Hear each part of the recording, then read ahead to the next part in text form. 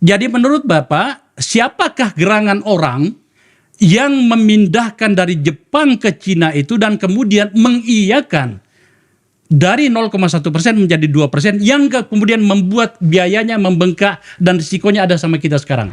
Tunjukkan bagi saya ada kereta api cepat di dunia yang jaraknya lebih kecil 200 km atau 150 km itu bisa membuat profit di dunia. Bapak ingin mengatakan bahwa sebenarnya pilihan itu memang langsung di tangan presiden waktu itu ya? Jadi kesimpulannya menurutmu memang sejak dari awal dirancang untuk rugi ya? Iya. Anda ingin mengatakan bahwa hitungannya Bang Faisal ini benar ya? Benar. Ini prediksi yang menurut saya akurat. Dan antara Menteri Keuangan duduklah bersama, dihadiri DPR. Putuskan, jangan terlalu lama, bertele-tele nanti ini. Kan bunga jalan terus dan ini segala macam, dan itu harus segera dibereskan. Pak Menkyu itu menurut saya itu udah putusan yang tepat karena kita nggak boleh melibatkan APBN karena APBN itu kan uang rakyat, Bang.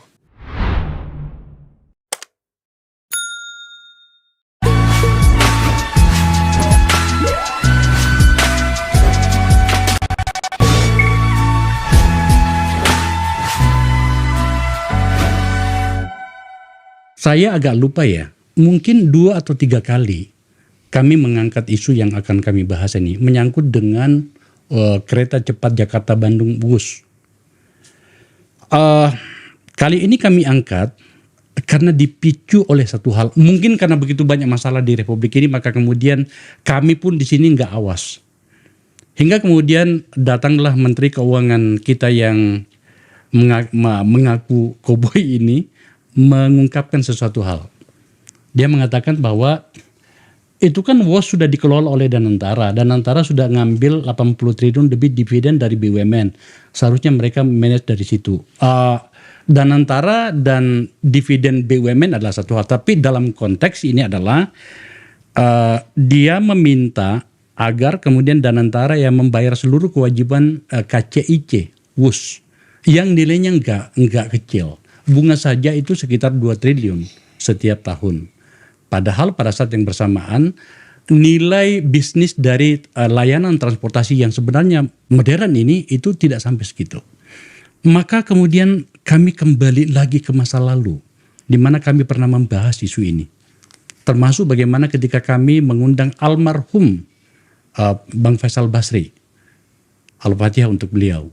Itu dia mengungkapkan data, coba ditampilkan, bahwa Bang Faisal Basri menghitung dengan kalkulator sederhananya bahwa lama balik modalnya itu kalau kemudian harga tiketnya 300.000 dengan trip 36 kali sehari itu 45,6 tahun baru kembali modal.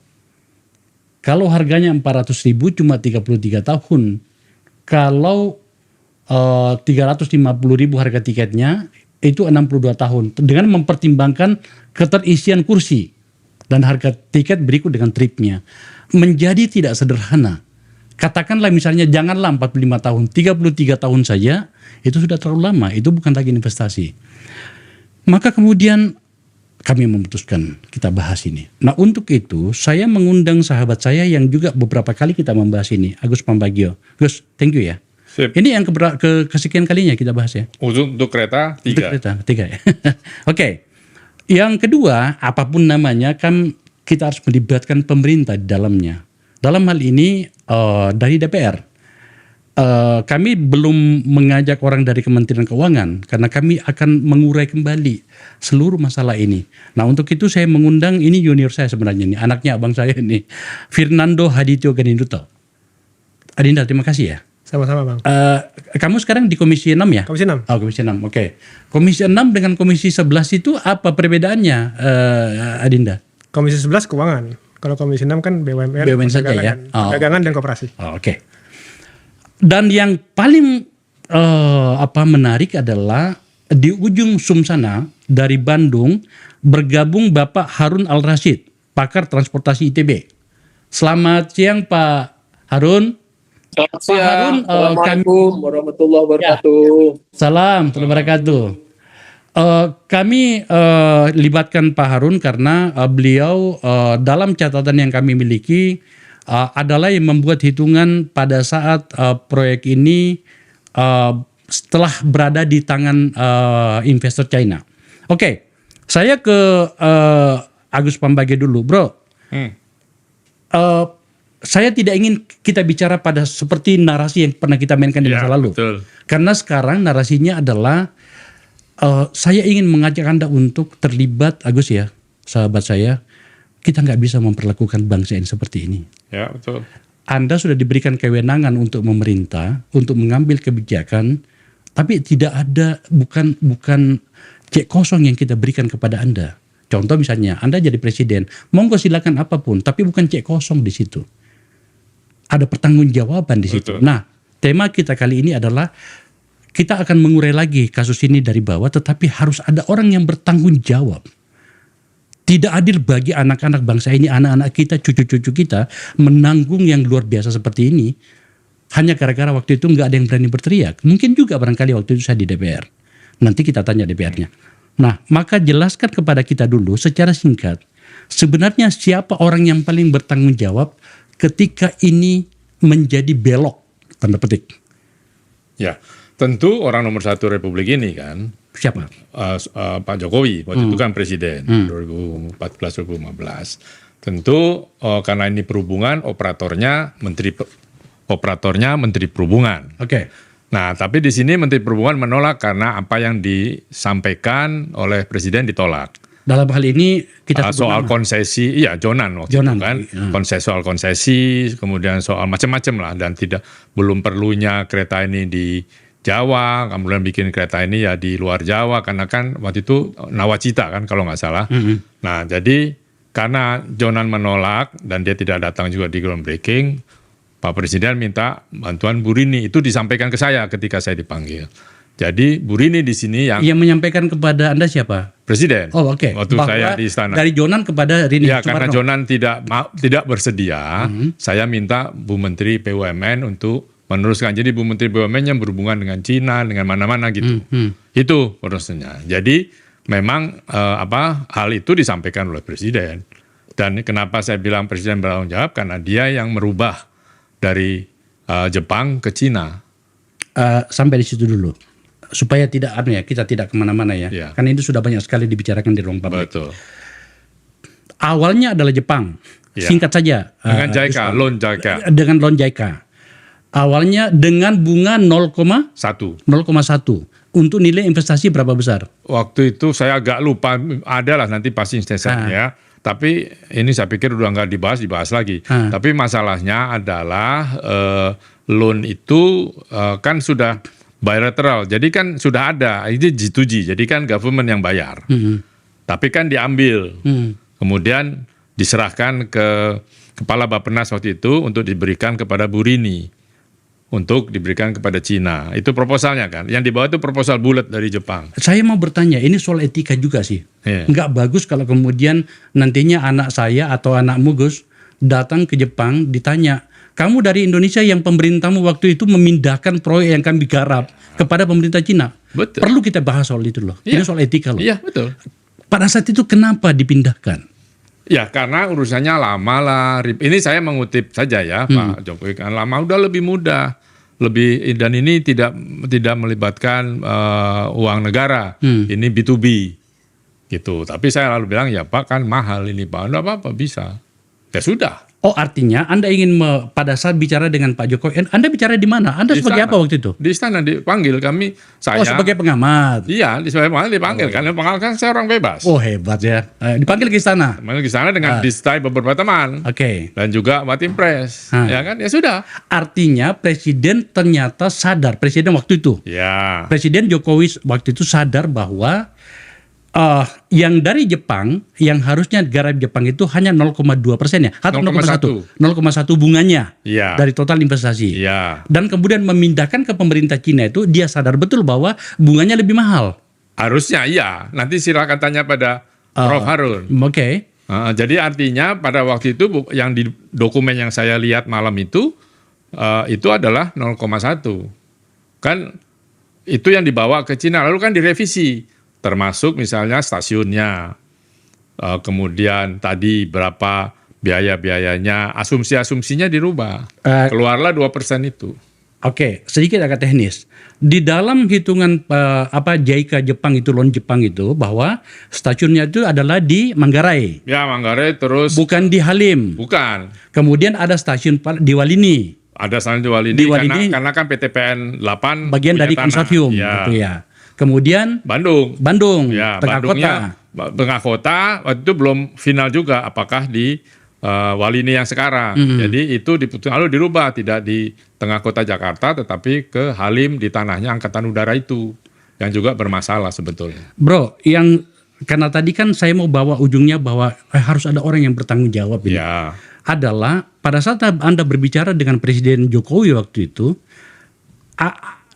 bagaimana gerak tubuhnya dan apa yang dia katakannya hingga kemudian kita bisa yakin melalui forum ini bahwa dia tahu kok dan dia sadar kok memindahkan dari 0,1% menjadi bunga 2%. Ya, Anda kan tahu gaya Pak Jokowi, relax saja santai sambil tersenyum gitu.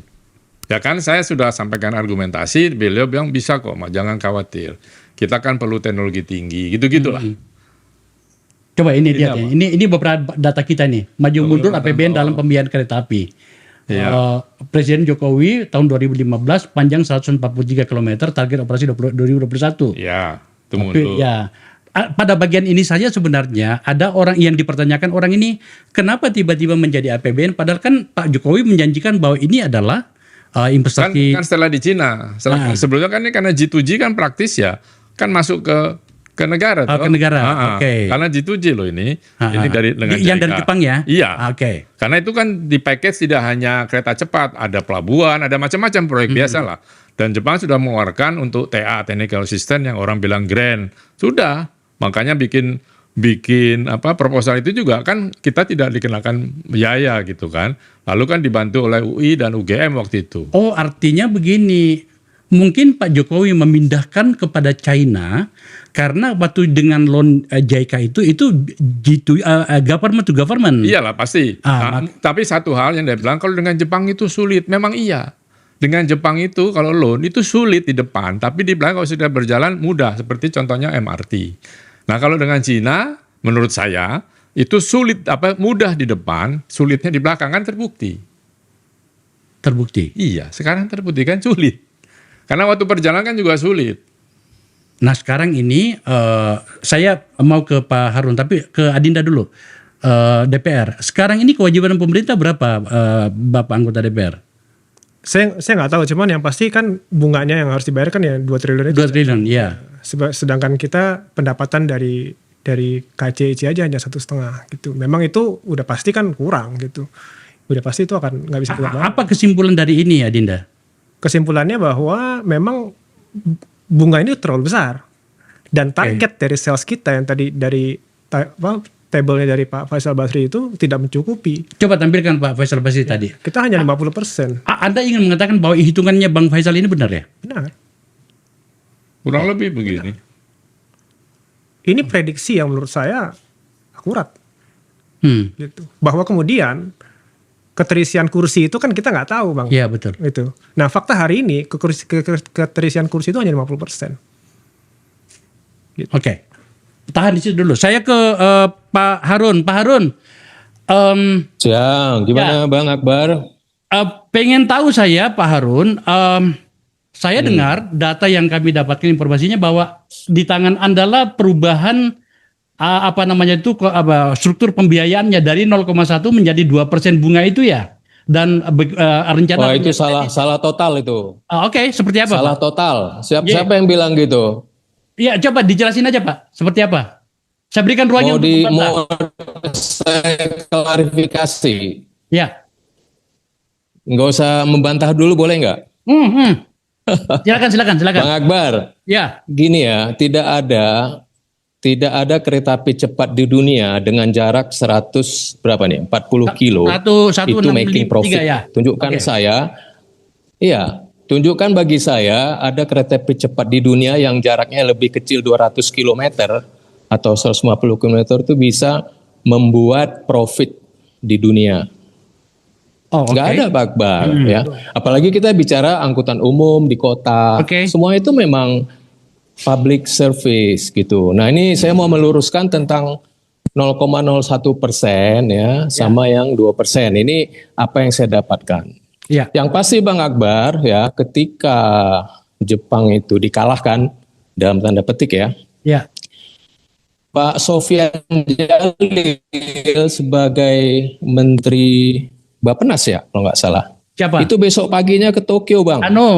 Siapa namanya? Sofyan Jalil. Sofyan Jalil. Andrinov Janiago. Andrinov. Sofyan Jalil. Sofyan Jalil. Waktu itu Sofyan Jalil Menteri Keuangan atau apa, saya nggak tahu lah. Soalnya besok paginya, Iya, oke. besok paginya Pak Bang Sofyan Jalil itu ke Tokyo menjelaskan itu kepada sebut aja keluarga Jepang ini kan kayak big brothers kita ya. Ya, oke. Jadi begitu pentingnya bagi negara kita, Bang Sofyan itu besok paginya ngejelasin selesai gitu. Dengan catatan monggo kalau nggak salah Jepang disuruh kaji yang alternatif berikutnya, yang kecepatan menengah Jakarta Surabaya. Oh, oke. Itu juga nggak jelas. Pilihan ya. Ya. Iya, Oke. itu nggak jelas sampai sekarang terus terang. Nah, saya mau cerita ya. Jadi kenapa Cina dipilih dan bagaimana cerita panjangnya begini. Dari awal tuh betul ceritanya.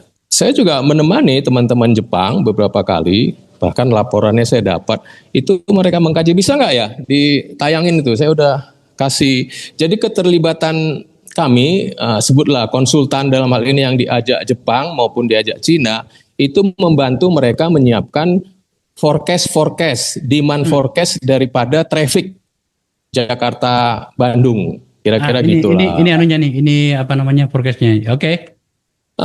Jadi panjang ceritanya. Jadi Jakarta Bandung ini menjadi menarik lah koridor ini. Bahkan kepada Perancis juga, Perancis pernah mengusulkan, ayo dong 1,5 jam atau 2 jam gitu. Tapi dengan memperbaiki rel yang ada sekarang, yang naik turun itu juga gagal. Itu tahun mungkin 90 tengah lah, 95-96. Jadi pernah ada shuttle train namanya. Jakarta Bandung itu Perancis. Saya juga ikut survei waktu itu. Waktu itu belum ada jalan tol segala rupa.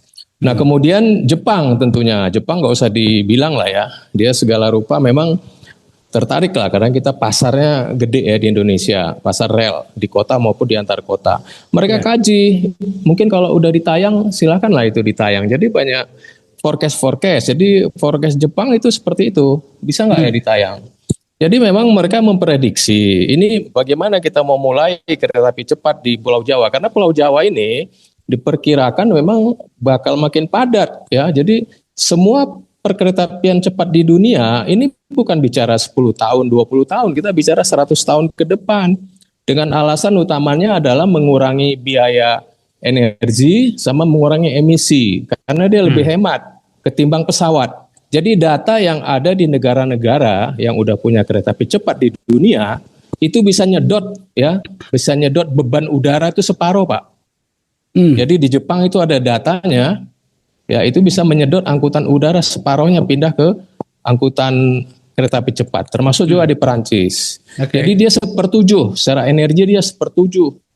Tentunya emisinya juga berkurang. Jadi kita bicara energi, keamanan energi security. Kembali ke angka 0,02 sama 1 ya. Jadi itu sebetulnya nggak gitu penting Pak Akbar. Jadi prosesnya seperti itu. Bingung nih negara kita. Mau lanjut Cina, mau lanjut Jepang apa Cina. Itu kebimbangan itu kemudian ditugaskanlah Menko Perekonomian. Saya ingat betul, saya hadir waktu disuruh presentasi, saya menemani. Siapa Menkonya Pak waktu itu? Taunya waktu itu yang handle itu Pak Wahyu sebagai deputy ya. Kalau nggak salah waktu itu Pak Erlangga lah ya, Pak Erlangga lah. Sudah Erlangga. Pak Erlangga. Saya ingat, saya diundang di hotel dekat patung Pak Tani itu. Ya. Serombongan mereka datang, Cina, saya disuruh duduk di belakang. Wah, Pak Arun di depan dong. Ya, gampang lah saya bilang. Saya dengar-dengar aja. Jadi ketika itu udah ada konsultan namanya BCG, Boston Consultant. Ya. Yang mereview 2 proposal itu. Jepang dan Cina. Tapi anehnya, anehnya menurut saya. Jadi pertandingan ini tidak level playing field. Jadi pemerintah kita nggak punya kriteria mau memilih yang mana, nggak ada. Dia suruh aja BCG. Kerjanya juga cuma 2 minggu, dibayar mungkin puluhan miliar gitu loh. Yang dia sodorkan hanya daftar tabel, tolong diisi resikonya, ininya, itunya, udah itu aja. Lalu Jepang pada hari sebelumnya atau setelah itu juga mungkin dilakukan yang sama. Setelah itu kita mendengar keputusan itu, tiba-tiba Cina dimenangkan, Bang Sofyan klarifikasi ke Jepang. Jepang suruh kaji yang Jakarta Surabaya di existing koridor di sepanjang Pantura, ya. Jadi ada 2 konsep sebetulnya memang. Jakarta Bandung itu adalah bagian daripada Jakarta Surabaya. Tapi kenapa lewat Bandung? Kenapa nggak langsung tembus saja? Jadi kajian Jepang udah sangat komprehensif ketika itu. Jadi ketika Jepang mengkaji, waktu awal ya, bukan kajian yang 150 km per jam. Jadi intinya Jakarta Surabaya ini mau kita jadikan 3 jam atau 5 jam. Pilihannya itu. Jadi sekarang pada waktu itu kita mengerti situasi di udara juga udah mulai padat. Kita udah mulai nambah bandara, kita udah mulai nambah runway termasuk di Soekarno-Hatta, di Surabaya. Karena memang ke bandara macet ya, nunggu pesawat mau turun juga macet, mau mendarat juga macet. Hitung-hitungannya ya sekitar 5 jam juga gitu, Jakarta Surabaya pakai pesawat. Karena macet di ujung-ujung. Nah ini apakah kita mau buat 5 jam apa 3 jam Jakarta Surabaya? Pilihannya itu memang. Nah, ini sudah ada rencana lama untuk mengembangkan perkeretaapian nasional namanya. Jadi Jakarta Surabaya nggak ujuk-ujuk, udah lama ada rencana induk perkeretaapian nasional yang ditandatangan oleh ya minimum level dirjen lah, bisa jadi Menteri Perhubungan. Pada sebelum Jonan juga udah ada. Jadi memang ada rencana negara kita ini memiliki nanti, kita perlu nih di Pulau Jawa karena padat. Nah setelah itu baru diskusi gimana nih mengolahnya, deliverynya, cara ngutang, apa investasi. Itu kan pilihan kajian yang sangat kita juga nggak terlibat ya, artinya pemerintah melakukan itu. Tapi kita tahu akhirnya keputusan ada dipilih di Cina untuk sampai Bandung aja loh, kita nggak ngerti nih. Pak Harun, ke sana. Ya, saya sudah melakukan apa yang Bapak minta, tidak memotong. Dalam hal pilihan negara Republik Indonesia, setidaknya di bawah pemerintahan Jokowi pada bahkan pada termin pertama, pada periode pertama itu untuk memilih kereta api, kebetulan itu di bidang saya pada saat tim transisi membahas itu, Pak, di bawah saya. Karena ada 5 waktu itu. Itu adalah kajian kami. Narasumbernya ya Jonan, ya Agus Pambagio. Jadi saya agak paham itu. Tetapi sebenarnya yang sedang kita bahas ini begini. Kenapa sampai saya undang Bapak? Ada Bapak sudah mengatakan sejak dari awal, saya suka nih mengatakan gini. Enggak ada di dunia ini jarak dekat itu untung. Bapak sudah mengunci pada bagian itu.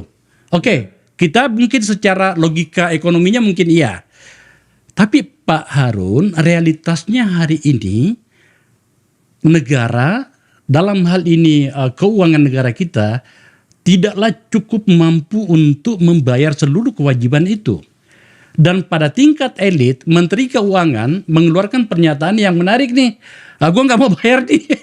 Ya silakan, dan antara yang notabene. Saya boleh tanggapin langsung nggak? Ada 2 isu. Ntar. Ini kita ditonton orang, Pak. Jadi saya harus membangun logika dari diskusi kita ya, supaya apa yang Bapak jelaskan juga dipahami oleh orang lain. Bahwa Menteri Keuangan mengatakan gini, enggak, itu hitung-hitungan bisnis.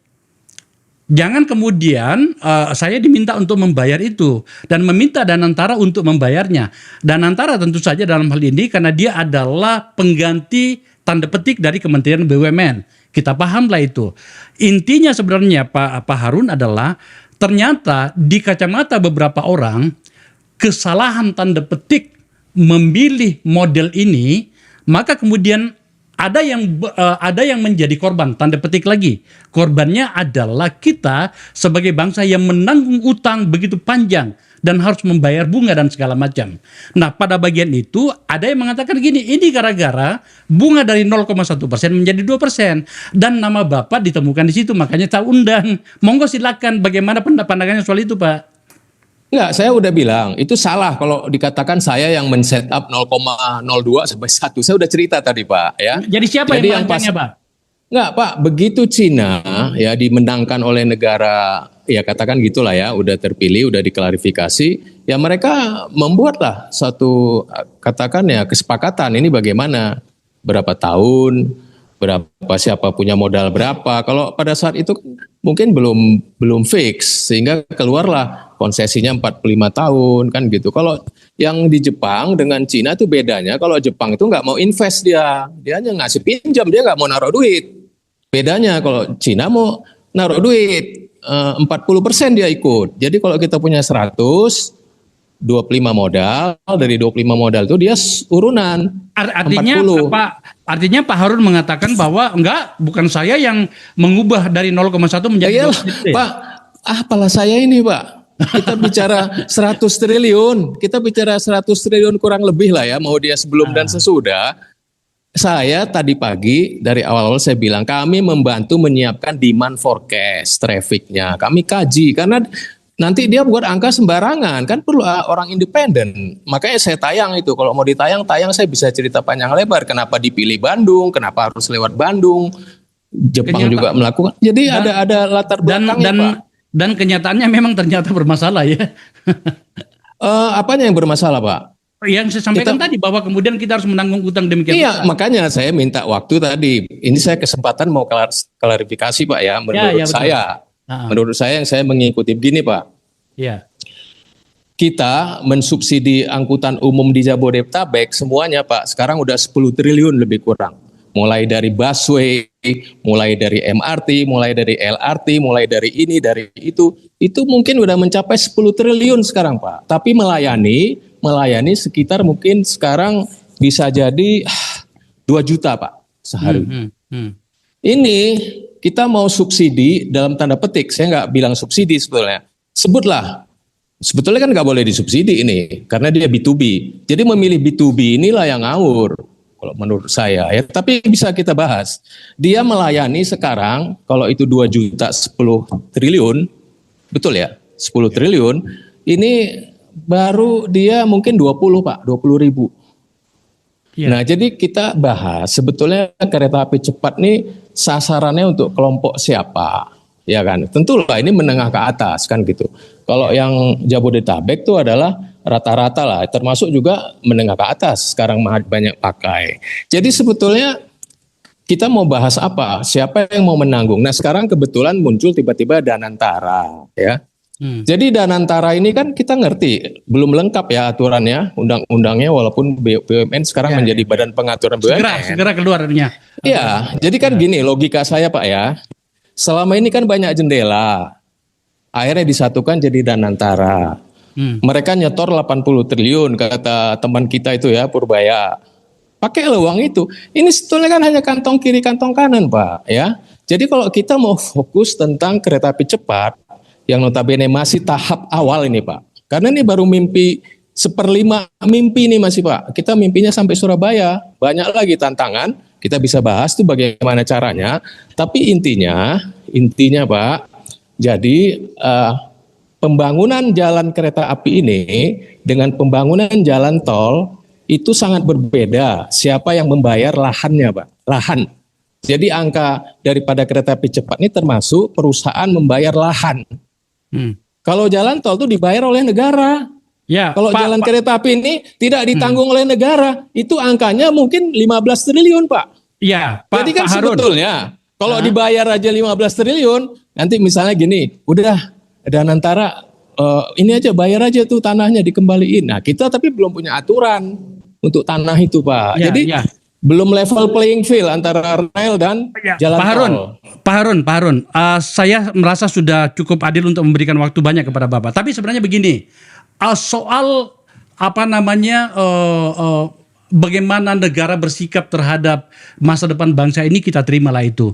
Sejujurnya, karena saya beberapa kali menggunakan kereta itu, saya merasa bahwa kita sudah berada pada masa depan juga ya. Tetapi kan persoalannya bahwa ada risiko di situ. Kita nggak boleh menafikan itu juga. Bahwa bayangin aja dari total investasi yang hanya kalau nggak salah sekitar 60 triliun ya, menjadi 117 triliun, 116 triliun, dan kemudian yang seharusnya kita tidak perlu mengeluarkan dana lagi untuk membayar segala kelebihan itu, untuk bisa dipakai anak kita sekolah, beasiswa bagi anak-anak kita, dan segala macam, ternyata kita harus menanggung itu. Maka forum saya ini, Pak Harun, saya anggap bahwa saya harus maju selangkah. Soal teknis sudah sering kita bahas. Dan kemudian Bapak sudah berikan kesempatan untuk menjawabnya. Sebelum saya ke narasumber saya yang lain, kan ada 2 narasumber saya di sini, Pak. Saya pertanyaan singkat saja, Pak. Jadi menurut Bapak, siapakah gerangan orang yang memindahkan dari Jepang ke Cina itu dan kemudian mengiyakan dari 0,1% menjadi 2%, yang kemudian membuat biayanya membengkak dan risikonya ada sama kita sekarang? Ada beberapa pejabat negara pada masa itu, Pak. Menteri Perhubungan, Jonan, sudah bersikap sejak saat itu tidak mau hadir dan tidak mau menyetujui itu. Maka kemudian kita keluarkan namanya Jonan dari sini. Begitu sikap forum saya, Pak Harun. Bisakah kami mendapatkan jawaban soal pertanyaan ini? Pak Akbar, itu tentunya kepilihan politik, Pak. Jadi teknis kita udah kasih masukan. Konsultan BCG juga memberi masukan. Kita juga nggak tahu apa usulan BCG. Bisa jadi dia bilang Jepang. Karena nggak transparan semuanya. Tapi yang pasti negara ini memutuskan itu. Tadi perkara cost overrun, Pak, namanya pekerjaan sipil itu Bapak tinggal statistik aja itu ada yang 200%, Pak. Ya, tergantung proyeknya. Jadi memang memprediksi pekerjaan sipil tuh memang bisa plus bisa minus, Pak. Jadi memang mungkin terjadi asalkan ada data auditnya, dan kita udah punya audit. BPK kan kalau nggak salah udah mengaudit itu apa yang menyumbang daripada itu, artinya udah close lah artinya ada konsekuensi. Nah perkara memang ini proyek sebutlah ini kan sebetulnya kalau kita bicara keinginan apa kebutuhan kan gitu, banyak orang bilang kan kita udah punya semua, ngapain Bandung udah punya segalanya buat apa gitu loh ya. Memang kita bagian daripada Jakarta Surabaya, mau mulai dari mana? Oke, jawaban itu saya terima, Pak. Tapi lagi-lagi Pak, kalau boleh saya tanya, Bapak ingin mengatakan bahwa sebenarnya pilihan itu memang langsung di tangan Presiden waktu itu ya? Saya kira tentu dong, RI 1 semuanya akan berkonsal ke sana, tapi kembali kan masukan ini semuanya sudah ada rencana-rencana jauh sebelum RI 1 pun ada di situ, rencana ini sudah ada sebelumnya. Iya Pak, saya ke DPR dulu. Pak Fernando, ini bagus loh. Ada 2 orang yang terlibat dan kemudian memberikan testimoni dan menjelaskan sedikit agak detail ya, karena memang saya mengarahkan ke situ. Sekarang saya pengen tahu skenario yang ada di pemerintah dan Anda sebagai anggota DPR itu untuk soal ini apa? Ya, jadi gini Bang Akbar. Di sini dari seluruh narasumber dan termasuk Bang Akbar, mungkin saya yang paling nggak paham mengenai permasalahan ini. Karena kan saya baru menjabat baru setahun sebagai anggota DPR, jadi saya nggak tahu. Tapi kami di Komisi 6 sudah membahas mengenai ini. Dan kita tahu permasalahan teknisnya apa yang terjadi. Gitu. Ada beberapa cara atau beberapa skema yang kita sudah rumuskan, walaupun belum final Bang. Itu yang tadi Prof. Harun bilang bahwa memang Danantara di sini harus terlibat. Kenapa Danantara? Karena pemerintah dalam hal ini udah nggak terlibat lagi Bang. Karena ini adalah B2B, business to business, bukan G2G. Jadi Pak Menkyu itu menurut saya itu udah putusan yang tepat. Karena kita nggak boleh melibatkan APBN. Karena APBN itu kan uang rakyat Bang. Uang rakyat yang dimiliki oleh seluruh warga Indonesia gitu. Itu harus kita pakai dengan baik dan benar. Nah hari ini saya termasuk diantaranya dalam panja pembentukan Danantara. Jadi saya tahu fungsi Danantara. Disinilah Danantara harus hadir di sini. Karena biar bagaimanapun Danantara ini kan holding dari seluruh BUMN, 1046 BUMN. Iya paham. Soal utang harus dibayar, kan harus begitu. Masa berutang nggak dibayarkan gitu ya? Harus. Agus Pambagio sahabat saya ini mengatakan gini, fokus ke situ. Saya bilang tapi saya mau lebih maju lagi. Makanya aku tanya sama Dinda, utang harus dibayar. Tapi apakah Anda tidak membahas soal ada kerugian loh di dalamnya, ada potensi moral hazard loh di dalamnya. Oke, beberapa pertanyaan saya tadi kepada dua narasumber saya kan sebenarnya mengarah ke sana. Anda tidak membahas itu di DPR? Enggak, kita nggak bahas mundur, Bang. Kita bahasnya maju. Yang udah terjadi seperti ini. Bayar utang yang kita harus bayar sekian. Sales yang kita dapatkan 50% masih. Kita harus targetkan di atas 50%. Jadi itu yang kita bahas. Jadi memang saya sepakat juga dengan Bang Agus maupun Prof Harun bahwa kita harus bunga ini harus kita turunkan. Gimana cara kita menurunkan bunga ini? Yaitu injek uang itu dari Danantara. Tadi Prof sudah menjelaskan, itu saya sepakat sekali. Dengan turunnya bunga ini, sales kita naikkan juga. Dua faktor ini kita lakukan bersamaan, paralel. Emang Cina mau diturunkan bunganya? Ya mau harus, kita kan 60%, Bang. Mau nggak mau kita injek, mereka pun harus injek 40%. Otomatis bank pasti mau. Oke. Gitu. Tapi artinya sebenarnya ada formula yang bisa dipakai ya? Pasti ada. Dan menurut saya di dunia bisnis kan seperti ini hal yang wajar, sering terjadi lah seperti ini. Dan ini kan pasti ada solusinya gitu. Apalagi sekarang kita punya Danantara yang uangnya banyak, orangnya hebat-hebat. Itu mereka harus punya cara, gimana caranya. Dan kami di Komisi 6 mengawasi ini semua, Bang. Kita harus mengawasi. Dan ini bukan hanya KCIC aja yang bermasalah hari ini, banyak yang bermasalah di BUMN kita. Jadi itu yang akan kita awasi gitu. Dan kita akan menyerahkan ini kepada Danantara untuk menyelesaikan ini semua. Gitu. Oke. Bro, Agus. Ini saya menjadi bahkan muncul banyak pertanyaan nih. Karena tadi Prof Harun itu mengatakan ya nggak ada tuh kereta api yang jarak dekat seperti ini yang untung. Artinya kan memang ternyata kalau begitu narasinya seakan-akan bahwa memang proyek rugi nih barang ini. Oke, satu. Yang kedua, itu tadi secara etika dipindahkan. Bahwa kemudian Sofyan Jalil, orang yang kita hormati, datang membujuk Jepang dengan menawarkan proyek selanjutnya, pengganti. Itu adalah satu hal lah. Tapi lagi-lagi saya ingin mengatakan gini, ada kerugian real material di sini. Oke?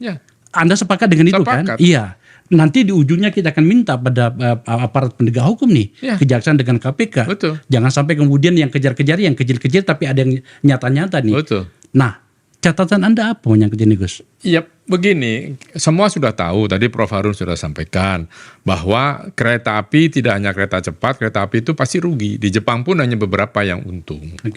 Ya kan, dulu waktu Perancis membangun komuter juga pas nggak punya uang, tapi bisa terus, jadi pasti disubsidi. Nah makanya kenapa saya tidak setuju itu bangun kereta cepat, karena itu mau berapa besar, konsesi 40 tahun, 40 tahun, itu panjang, itu Jepang. Tapi dengan melihat kontraknya, terus track record Jepang, ya sudah, kita 40 tahun. Lalu pindah, itu jadi 50 lebih dan sekarang 80 sekian tahun. Nah ini apa yang saya sampaikan dulu termasuk di ruangan ini, kejadian. Kan harusnya itu bisa dihindari. Kalau tapi siapalah Agus Pambagio, saya kan hanya menyampaikan saran. Tapi saran itu semua, persoalan itu muncul sekarang. Nah ini kan yang harus dibereskan oleh negara. Siapapun dia, Danantara atau siapa pemerintah. Tapi betul, saya setuju, ini jangan ganggu APBN.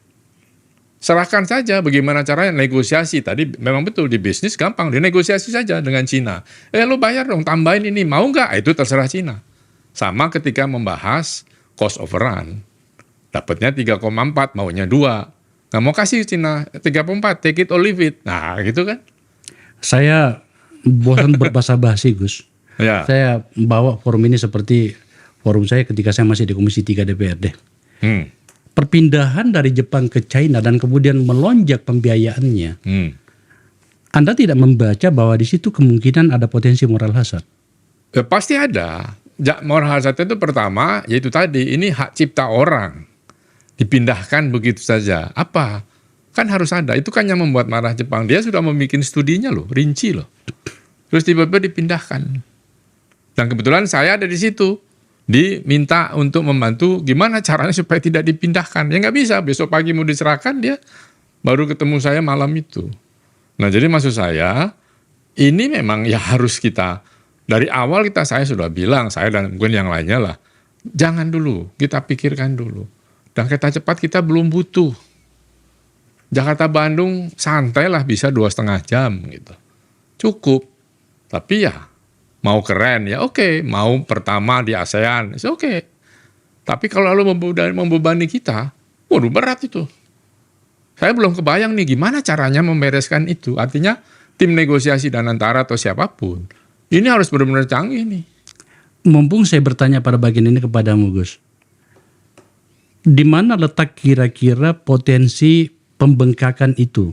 Mungkin kita harus bicara soal teknis ya. Iya. Seperti apa, Gus? Gini, kan ini kita bicara udahlah pengalihan gitu ya. Iya. Tapi kan ada yang mengerjakan. Oke. Yang mengerjakan itu Wika kan.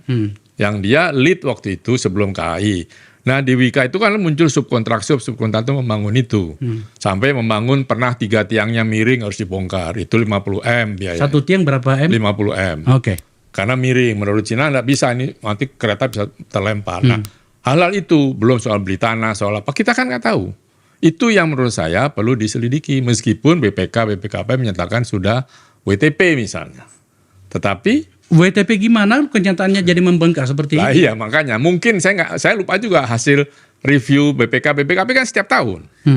Nah itu apa? Itu dilihat lagi. Nah jadi teman-teman dari APH, apakah itu Kejaksaan, Barreskrim maupun KPK, itu ya harus melihat itu. Dari sisi fisik, bangunan fisik itu yang membuat itu loncat itu bukan. Ya kan? Yang menyebabkan cost overrun itu bukan. Karena kan menurut Prof. Harun sudah dibuat. Nah sudah dibuat harusnya tidak ada cost overrun. Tapi katanya pekerjaan sipil suka begitu. Ya oke. Nah itu dilihat kenapa dia loncat. Itu diperiksa di situ. Pada tadi saya tanya Pak Prof. Harun itu mengatakan sedikit agak mengejar ya. Saya mohon maaf kepada Prof. Harun. Bahwa sebenarnya jadi kalau bukan Anda yang membuat yang menghitung 2% itu, berarti siapa dan kemudian siapa yang bertanggung jawab? Tadi sudah menyebut kata, ya tentu saja pilihan itu dilakukan presiden sebagai pemimpin tertinggi ya. Tapi dari yang kan presiden mendengar masukan. Iya, yang you pahami karena kan dalam banyak forum kan you hadir bro, ya kan? Siapa sih yang mengambil inisiatif banyak berbicara dan tampaknya mengambil kendali pada pilihan-pilihan yang kemudian menjadi pilihan politik itu? Ya tentunya praktis kan ketika presiden katakan bahwa Menteri Perhubungan tidak setuju dan sudah tidak lagi ikut, ya Menteri BUMN. Siapa waktu itu? Bu Rini kan? Rini Sumarno. Iya, dicoba aja ditanya langsung. Saya nggak tahu apa yang dibahas karena kan itu apa kabinet dan sebagainya. Karena presiden bilang karena saya pikir tadinya Bu Rini ini idenya. Tapi presiden bilang bukan ini ide saya. Karena Pak Jonan tidak bersedia Menteri Perhubungan, ya lalu saya. Jonan kenapa sih tidak bersedia? Ya tadi soal konsesi, soal belum perlunya, soal nawacita kan harus dibikin aja kereta di tempat lain yang biasa kita belum perlu, itu alasannya Jonan. Bukan karena biaya? Ya tentunya at the end dia kan orang finansial ya, pasti dia melihat ini nggak mungkin nih balik gitu. Mungkin loh ya, karena dia kan ahli finansial keuangan, dia pernah pegang di perusahaan-perusahaan besar, artinya dia pasti mencium atau melihat ini nggak bener nih gitu. Masalah soal konsesi terutama, kan dia tidak setuju konsesi langsung diberikan 50 tahun, harus ada tahapannya, karena kalau tidak perform kita harus tendang dia di kontrak gitu. Itu kan yang bikin waktu lama, yang presiden juga lalu agak kecewa karena lama sekali. Pemirsa, kami sudah berusaha menghubungi Pak Ignatius Jonan, mantan Menteri Perhubungan yang kami bahas, tapi beliau tampaknya memang menolak untuk membahas lagi soal itu. Saya menghormati pilihan Pak Jonan, sahabat saya, meskipun saya bisa mendebat juga bahwa ini menyangkut dengan publik. Maka kemudian kami berhak untuk mendapatkan informasi soal itu. Tapi kita hormati. Saya ke Pak Prof. Harun dulu. Prof, jadi apa yang kita bisa simpulkan dari pembicaraan dari Anda sebagai orang yang terlibat dalam hitung-hitungan teknis dan financing untuk itu, bahwa ini layak yang 2% meskipun risikonya ada yang kita hadapi hari ini, dan secara bisnis memang ternyata Cina yang layak mengerjakannya dan bukan Jepang seperti yang sudah diputuskan. Bang Akbar ya, kalau kita mau membandingkan konsesi ataupun deal ya antara Jepang dan Cina, ya kita harus bedah gitu loh ya. Jadi intinya gini, yang saya tahu Cina ya, tadi kita udah tahu porsi-porsinya ya, 1/4 modal, 60-40, 75 hutang ya. Sekarang kita maju dikit ya, tentang pelaksanaan, tentang pelaksanaan proyek. Kita sebagai konsorsium lokal gitu ya, itu hanya bisa menyerap maksimum 30% dari pekerjaan konstruksi sipil. Karena ini skemanya delivery-nya namanya EPC.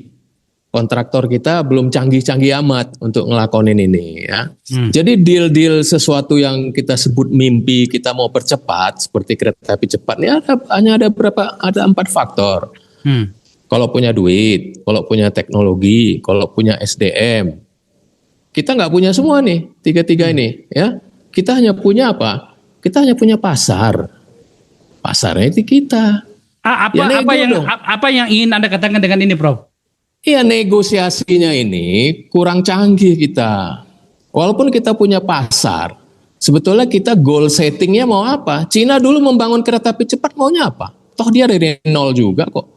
Tapi goal settingnya jelas, saya mau mencuri teknologi dari semua yang udah membangun kereta api cepat. Dia panggil semua. Dia deal dengan semua, dengan Jepang, dengan Spanyol, dengan Perancis. Ya, nah kita tidak sampai itu karena ini Wika sebagai kontraktor ya. Sebagai kontraktor, gua nyari proyek kan susah. Ini ada yang di depan mata gitu loh.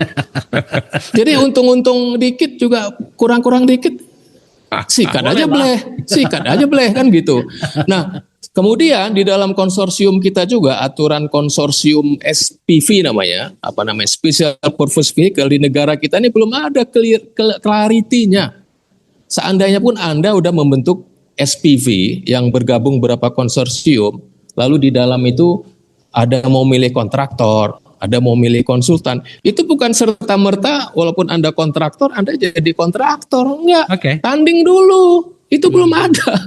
Ini tiba-tiba antara mereka aja bagi-bagi dan ujung-ujungnya seluruh pada saat Anda berada pada seluruh kelindan dari diskusi itu, narasi yang Anda sampaikan ini sudah disampaikan juga kepada mereka ya? Saya terus terang ya, waktu itu artinya waktu itu kan Pak Bintang ya sebagai Wika, kemudian sekarang PTKA sekarang itu dalam Pak Edi Sukmoro, saya diundang. Lalu ada Mas dosen UI itu siapa yang suka tampil podcast? Renaldi Kasali. Renal Kasali ya. Ya, saya diundang. Di mana lah gitu, saya bilang Indonesia ini harus punya goal setting yang jelas. Maunya apa sih dengan kereta api cepat dibangun di Jawa? Ini harus clear, apa gagah-gagahan, apa mau mencuri teknologi kita belajar, atau bagaimana? Jadi saya terakhir melihat, ya itu, kita hanya gagah-gagahan aja, harus serius. Kalau kita mau sampai Surabaya, ya mari kita susun barisan, apa deal-dealnya itu harus clear, walaupun kita hanya punya market. Ya, baik kalau gitu Prof, setidaknya hari ini kami sudah mendapatkan penjelasan dan sekaligus jawaban yang langsung mengarah kepada Anda bahwa Anda lah yang mengubah bunga dari 0,1% menjadi 2 hingga kemudian. Salah, itu salah besar itu. Saya sudah memberikan kesempatan Prof. Jadi saya rasa inilah gunanya forum-forum seperti ini. Pak Prof, terima kasih ya sudah memberikan keterangan ini dan semoga besok-besok kalau kami undang untuk membahas hal ini lagi. Dengan senang hati Bang Akbar. Baik, dengan siap. Senang hati. Ya, baik. Silakan Pak Prof. Saya lanjut dengan tamu saya yang lain. Pak anggota DPR, Fernando, kita sudah dengarkan. Oke. Sekarang pertanyaannya itu begini. Gimana kalau ternyata Danantara juga bersikap sama dengan Menteri Keuangan? Nggak boleh. Loh, bukan. Kalau tiba-tiba Danantara mengatakan gini, loh, itu dulu di Kementerian BUMN yang seenaknya saja bikin koboi gaya BUMN kan gitu ya. Sekarang Danantara, karena saya tahu ini orang-orang Danantara ini orang-orang saklek juga nih, ya kan? Doni Oskaria, Pandu segala macam itu hitungannya jelas. Kalau tiba-tiba mengatakan gini, emang cuma Menteri Keuangan bisa ngomong gitu, gue juga bisa ngomong gitu. Kira-kira gimana anunya? Gini Pak. Danantara itu kan holding perusahaan, Bang. Termasuk KCIC itu juga iya, paham. Maksud saya, bagaimana kalau mereka menjadi saklek dalam hal hitungan? Ya, oke. Memang tanggung jawab kita gitu kan. Tapi ya gimana kalau tiba-tiba ada ada mulailah misalnya ada apa? Penyelidikan. Nah, terus yang tanggung siapa? Bisa saja seperti itu. Ya kemungkinan bisa aja bang. Cuman ya kan ada Komisi 6 di sini. Ya. Nah, ada kami ini kan kami sepakat walaupun kita beda partai bang di Komisi 6, tapi kita sepakat bahwa kita akan menyelesaikan permasalahan BUMN secara keseluruhan. Iya paham Mbak Dinda. Tapi artinya gini, saya buat menjadi sederhana. Jadi Anda lebih memilih berada pada rezim bayar. Iya, Utang harus dibayar kan? harus diselesaikan. Oke. Apapun itu. Iya. Caranya. Iya. Mau dibayar kayak mau diapa-apain harus pasang Oke lah, oke, kita hormati itu. Tapi lagi-lagi ada bagian yang harus kita bahas juga yang dari tadi. Kalau ternyata itu dianggap sebagai sebuah kerugian, jangan salah loh, jangan disederhanakan loh. Sudah ada menteri yang terkena kebijakan oleh yang dilakukannya dan kemudian ternyata dipidana. Si siapa? Nadiem Makarim. Ya. Meskipun kasusnya berbeda. Tapi kalau kemudian didekat-dekatkan kan bisa saja. Ini negara kita, you tahu lah seperti apa gitu. Apa jawabannya Dinda? Jadi gini bang, saya tuh sebenarnya udah berkomunikasi beberapa orang lah untuk mengenai masalah ini, dan kita udah beberapa opsi yang udah kita diskusikan untuk menyelesaikan KCC ini gitu. Nah tinggal opsi ini akan kami bawa ke Danantara harus lakukan apakah yang opsi 1, B atau C atau yang mana, ya itu harus dilakukan karena kalau bukan Danantara siapa lagi bang? Nggak ada lagi. Masa aku nggak punya uang. Kan gitu. Jadi ya kita akan awasi ini. Karena saya sebagai wakil rakyat bang Akbar, saya harus tugas saya salah satunya adalah mengamankan ini gitu. Jadi ya insya Allah lah mudah. Ya walaupun apapun bisa terjadi ya bang. Penolakan pasti mungkin aja. Cuman insya Allah kami akan kawal. Yang penting jangan pakai APBN. Kalau itu kami pun nggak setuju. Kami pun nggak setuju. Gitu. Tapi kan yang di sana PBRI. Iya. Oke Dinda, saya ke Agus terakhir, bro. Ya. Menurutmu ujungnya kemana nih? Ujungnya harus bayar. Lah iya, tapi kemudian lagi-lagi. Orang nomor 1 harus memutuskan. Biar bagaimana. Makanya saya katakan sekarang, Danantara Menteri Keuangan duduklah bersama, dihadiri DPR. Putuskan. Jangan terlalu lama. Bertele-tele nanti ini. Kan bunga jalan terus dan ini segala macam. Dan itu harus segera dibereskan. Nggak bisa kalau ujungnya default. Nah ini yang harus kita pikirkan. Iya Gus, tapi kan dari awal tadi saya ngajak Anda untuk berbicara bahwa loh, ini soal keberpihakan kepada masa depan. Betul. Gus, lu jadi presiden. Oke, terserah kamu bikin apa. Dampaknya di kita. Nggak boleh gitu dong. Kita harus mengirim pesan atau mengajarkan para pemimpin kita. Lu jangan ngambil seenaknya keputusan karena ruginya di kita. Makanya itu duduk bareng. Kan ini 2 kubu nih. Jadi harus di tengah DPR kan mewakil kita nih. Ya harus ada di situ entah 9 entah 6. 11 atau 6. 11 atau 6. Atau dua-duanya. Karena kalau itu tidak diputuskan segera, bertele-tele kita. Nah terus mau diapain? Kan harus dicicil. Nanti ngambil dari mana? Kan mesti jelas nih ngambilnya dari mana. Belum lagi bagaimana pengelolaannya memang ternyata belum sesuai target gitu ya. Ya pasti nggak sesuai target. Itu udah lama. Saya udah katakan nggak mungkin ada kereta untung. Nggak mungkin. Kecil sekali kemungkinannya. Jadi kesimpulannya menurutmu memang sejak dari awal dirancang untuk rugi ya? Iya. Itu sudah kita ingatkan juga. Jadi siapkan dana subsidi dan sebagainya. Betul. Jakarta-Bandung. Dikasih uang itu. Kalau Jakarta Surabaya oke. Kenapa harus Jawa? Itu kan yang Menteri Perhubungan katakan. Kenapa harus Jawa? Katakan waktu itu kan masih nawacita kan. Kita harusnya di luar. Nah ini harus segera disiapkan. Kalau enggak nanti bertele-tele. Dan soal tadi periksa APH. Ya oke, diperiksa saja. Supaya kita semua yakin bahwa uang itu memang karena perubahan kurs. Karena terms of itunya ada di situ, tapi bukan karena dikorupsi atau suap. Itu saja yang bisa kita lakukan. Teman-teman, thank you ya. Gus, saya itu sebagai tamu tetap kami di sini, sungguh-sungguh kami berterima kasih ya bro. You selalu hadir ketika kami butuhkan. Sama-sama. Ya beginilah barangkali tugas kita sekarang. Kita akan kenal dari sejak Anda masih wartawan. Saya boleh sedikit bang. Ya. Jadi kan saya ini kan sebagai politisi ini kan baru lahir lah. Seorang bayi ini baru setahun. Cuman kebetulan saya kan menjabat di bawah pemerintahan Pak Prabowo, yang dimana Pak Prabowo ini sudah membuat Danantara yang namanya, dan saya termasuk salah satu panja yang merumuskan ini semua.